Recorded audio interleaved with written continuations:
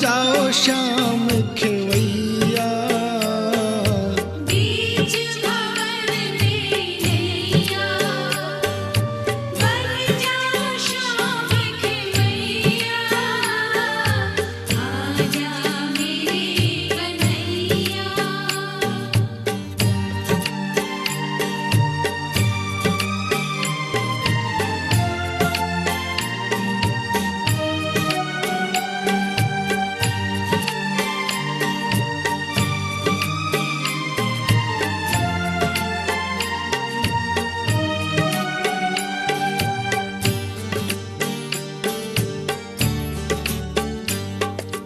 बैठे हैं आप ऐसे,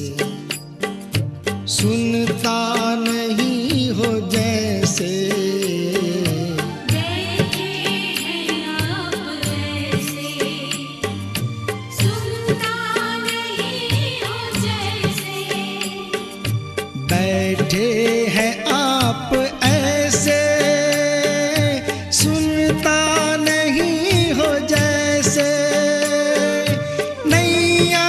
हमारी मोहन उतरेगी पार कैसे, तुझे क्या पता नहीं है मझधार में पड़ी है, आजा मेरे कन्हैया, बिन माझी के सहारे डूबेगी मेरी नैया, आजा मेरे कन्हैया, बिन माझ के सहारे डूबेगी मेरी नैया, आजा मेरे कन्हैया।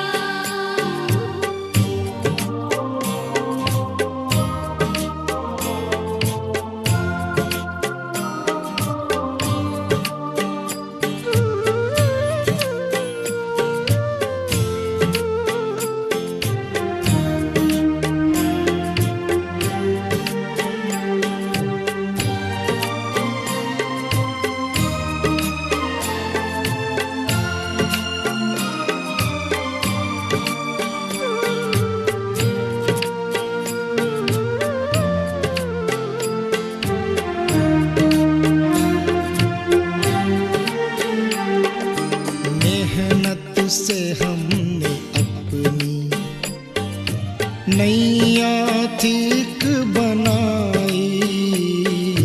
मेहनत से हमने अपनी नैया ठीक बनाई, मेहनत से हमने अपनी